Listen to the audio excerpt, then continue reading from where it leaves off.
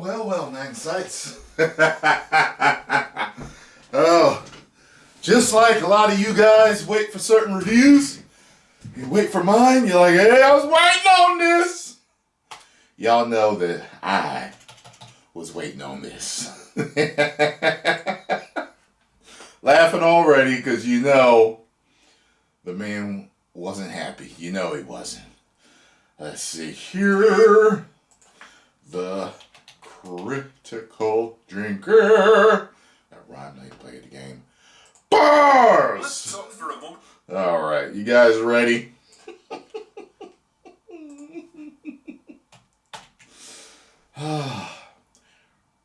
Record. By the way, you guys know that I haven't trusted Metacritic or Rotten Tomatoes since the whole, Captain Marvel debacle. Like, these ratings really don't mean anything to me. The only opinion that matters to me is my own when it comes down to it. And I get it, it's different for different people, Some of you guys really you literally like every movie I like and don't like every movie that I don't like. So, my reviews definitely mean something to you. I'm trusted, tried, and true. I mean, hey, movie critics have careers because people trust their views. So there are millions of people out there that go to movies based on what movie critics have to say. So, having that in mind, and having in mind the fact that these things can be skewed, people can be paid off, people, swarm these websites with bots for the good and for the bad of the movie, and with these confirmed rumors after me talking to a few people about how studios actually buy up tickets to make their movie look like it's doing better than it was. I don't trust shit. I just want good entertainment for me. That's how I feel. I really do feel that way, Having said that, good entertainment for me is watching The Drinker when he doesn't like a movie. I prefer when he doesn't like a movie because it's funnier. But The Northman, I watched that review. He loved that movie, and I loved it too when I watched it. So I can watch both ways. Funnier when he doesn't like a movie. So let's get it. Let's talk for a moment about representation. No, not that kind of representation. I'm talking about individual examples. What was he screaming no about? Encapsulate the larger collective they're part of. For example, I think Armageddon's a pretty good representation of your average Michael Bay movie. A star-studded cast, lots of explosive, over-the-top action, lashings of patriotic heroism and earnestly grandiose posturing, and a plot that relies on the sheer willpower of the audience to hold it together. Or The Shining, which is pretty much representative of Stanley Kubrick movies as a whole. Lots of long, extended shots, awkward silences and unnerving exchanges between characters, heavy subtextual meaning, slowly building tension and paranoia, and a gradual descent into madness and violence. And then there's Ant-Man 3, or Ant-Man and the Wasp Quantumania if you're a pedantic arsehole. A movie which basically sums up everything the MCU has become. A plot so entirely predictable and generic that it feels like it was written by an overworked AI, basically consisting of a series of tired and played out tropes that have been done a million times before. Lame attempts at quippy jokes and visual gags that are jarringly at odds with what's actually happening. Headache-inducing visuals that are so obnoxiously overdone you can barely even process what you're seeing, and an ending that effectively puts everything back exactly as it was before, so that there's absolutely no weight or consequence to anything that you just saw. In short, Ant-Man 3 is everything that most of us have come to despise about Marvel at this point. Yeah, It's 2 hours true. of trite, bland, corporatized, predictable, pointless, soul-destroying nothingness. It's the absolute antithesis of artistic Murray. endeavour that has nothing interesting to say or do, and exists for no other reason than because the studio had a release slot to fill. Watching this movie is like eating a Big Mac for the 500th time in your life. Just another iteration of the same formula that's exactly what you expect from start to finish, and leaves you feeling vaguely dirty and disappointed in yourself afterwards. Dirty. Just like Tatiana after one of my special sessions. I didn't even get to the laugh! Over with so we can be done with this shite. So the story... formulaic series of predictable events picks up sometime after the events of Endgame. Scott Lang is living the good life now, basking in the glow of fame and success after helping to save the world. He's well liked, respected, and dating a beautiful and intelligent woman. Yeah, she looks like she gets her hair cut in a vending machine, but whatever, I guess you can't have everything. Seriously though, the hair and wardrobe department on these films must really hate Evangeline Lilly for some reason, because the goal of every single movie seems to be to make her look as shit as possible. Her hair looked best in Endgame, I think. So they pop round to Hank Pym's house for an awkward family lunch, when Scott's teenage daughter Cassie reveals she's created a magical quantum bullshit device that can allow them to scan and map out the entire quantum realm. Because, you know, of course she has. Because this is Marvel, where every teenage girl is a scientific mega genius that creates Star Trek level technology in their bedroom in their spare time for fun. Fuck off, film. Honestly, it's like some Jakey from the East End of Glasgow claiming to have invented a functional time machine after drinking a pint of brake fluid. I just need 10 quid to make it stop being invisible, mate. Help me out. Oh yeah, and she's also a political activist. Because truly, there's nothing more likeable than an asshole, opinionated teenager that's never lived a single moment in the real world in their entire life, berating a grown man who literally saved the universe, that he's got no reason to feel good about himself because there's still homeless people. You serious? Seriously, you live in San Francisco, love. Even Captain Marvel couldn't turn that shithole around. Is that like a personal attack or something? Anyway, so she turns on the magical quantum bullshit device, but then Janet remembers that she's still a character in this movie and frantically shuts it down. But then By the way, you know, Kang keeps getting praise for... Jonathan Majors keeps getting praise for his portrayal of Kang. To me, him and Michelle Pfeiffer were neck and neck.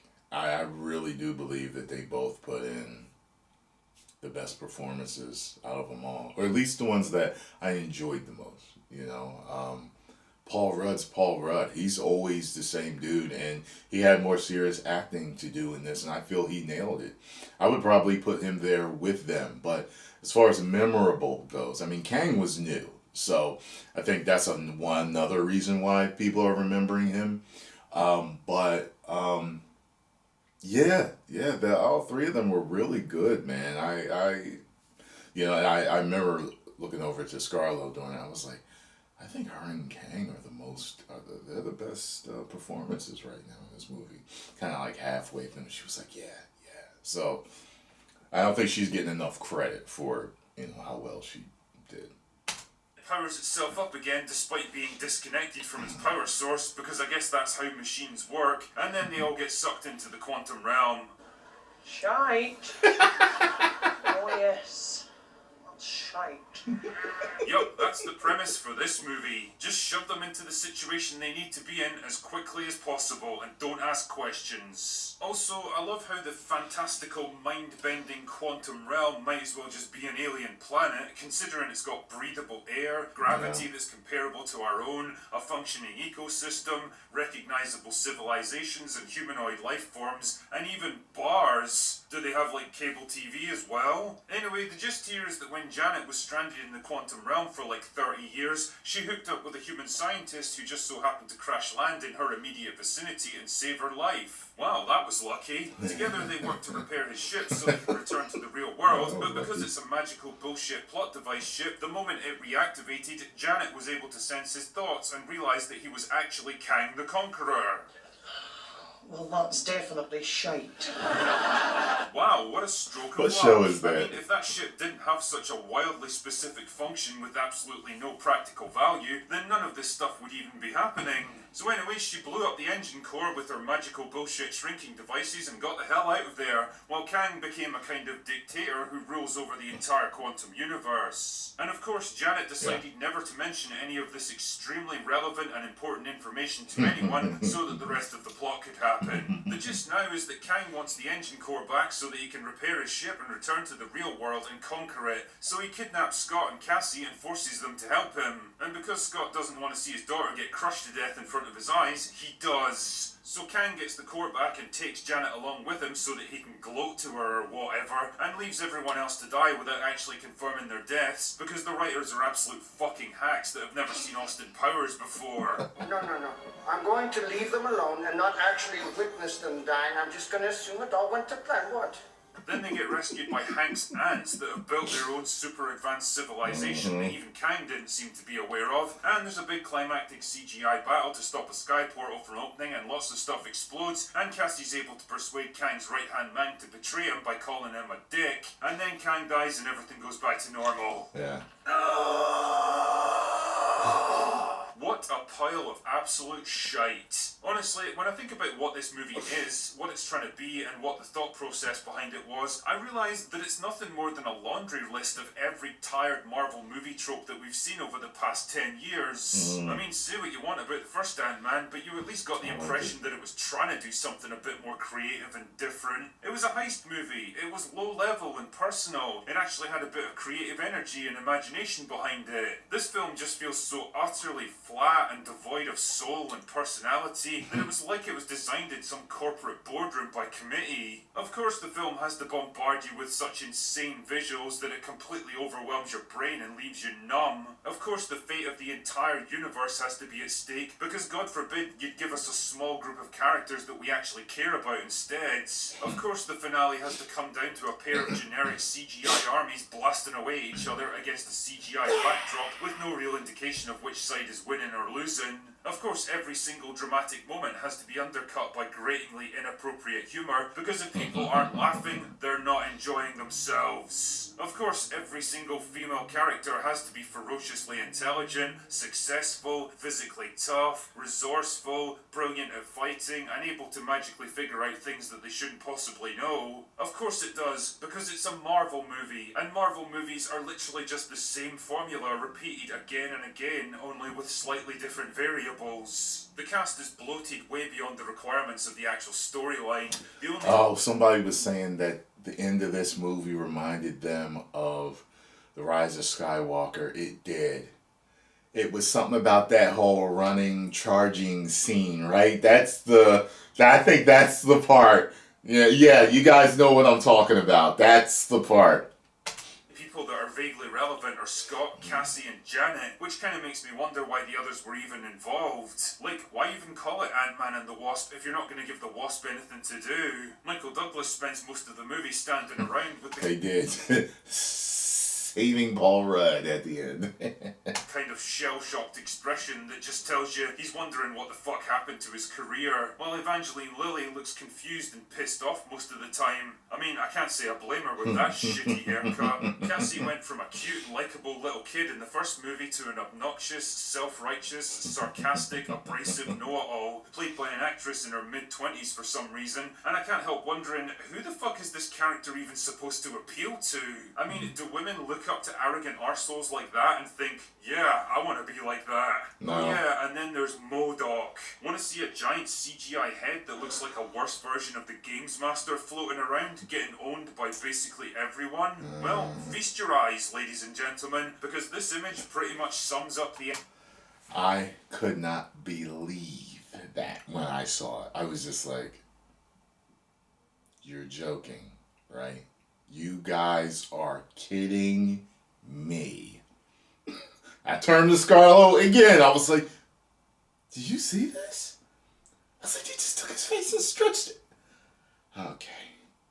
The MCU now. You know, I'm led to believe that the comic book version of MODOK is actually a pretty sinister, terrifying character, massively powerful, sadistic, and destructive. Yeah, see, that look right there drives me insane. Like, he didn't appeal to me in the comic books. So, but neither did Ant-Man. And Marvel made me love Ant-Man as a character. So, I give them all a chance. I didn't like Thanos in the comics. I couldn't stand him. And the stupid wispy glasses or whatever crown he's got. It's dumb to me. You know what I'm saying? But he worked. He fantastically worked in the movies. So, I'm always willing to give something a chance, no matter what it is. Most things. So, within reason. And, jeez, he just looks so stupid to me. And they didn't make it to do it no better here, He always kind of reminded me of, I guess, is it Steppenwolf doesn't look like that. Somebody else looks like that in the DC universe, right? With that extra large kind of head, but he's with Darkseid's crew. I think y'all know who I'm talking about. Like, kind of reminded me of him. Destructive. That would have been a cool thing to work into Ant-Man 3. This, however, is not. And then there's the stuff that's just fucking inexplicable, like Bill Murray showing up for a 5-minute cameo that honestly feels like it was worked in at the last minute because Bill Murray showed up on set that day and decided he wanted to be in the movie. It adds absolutely nothing. It does nothing except waste time. Every time I see this scene, I keep seeing a dick in the background. You guys can see it right now. You know exactly what I'm talking about. You guys see it. Every time I see it. And when I was in the movies, I saw it. I was like, that looks like a dick. Please don't be doing the Little Mermaid castle all over again. And it's about as funny as an episode of Velma. Even that. Right? One of the few bright spots of this absolute shit show is Jonathan Majors as Kang. I mean, don't get me wrong, he's no Thanos, but he's got at least a tiny bit of gravitas this time around. Mostly because he speaks with big, dramatic pauses. I do like the way he talked, though. I like the way he talks. He's got that psychopath, that calm psychopath, sociopath, murderer, tyrant type of regal. You can do anything I want type of thing. I do like it. But I'm scared. I'm scared of Thanos more than him. I am. I'm just he doesn't. They did the wrong thing by killing him in this, with him being the most dangerous one. Okay then. Would you say this is the most dangerous one? Why should we be afraid of the rest of them? Because they're all ganging up together? They're the ones that kicked him out. Because he was that dangerous, right? If he was that detrimental, whatever. Really though, like most of the rest of the cast, he's far too good for the bottom of the barrel shite like this. I can only hope that Creed 3 gives him a better chance to stretch his acting muscles, because I think he's destined for much better things than this. Ultimately, the Marvel Cinematic Universe really feels good. like some old really rock good. band playing their greatest hits at gig after gig. They're basically on autopilot now. Nobody's hearts are really in it anymore. They all know the routine off by heart and what the audience expects, and it's really just a case of getting through the set so they can move on to the next gig forever. And I have to admit, part of me still held a tiny flame of hope that they might have recognised where the franchise was going wrong after the train wreck of Phase 4, that they might vary things up now and then, try new things, different ideas, maybe break from the old, well-worn Marvel formula once in a while. Especially since this movie is supposed to kick off Phase 5 with a bang. Instead, it's just the same crap regurgitated once more, and if the box office underperformance is anything to go by, Phase 5 isn't going to start with a bang, but with a pathetic whimper. Anyway, that's all I've got for today. Go away now! That's the most energetic, angry, go away now I have ever heard from him. Oh, man. There you have it, folks. It is what it is. Make sure you get over to the Critical Drinker and subscribe. Tell them Tyrone Magnus sent you. Oh, man. And if you enjoyed my thoughts and reaction to this, make sure you hit the like button, subscribe, and share. 10 million subscribers. Woo!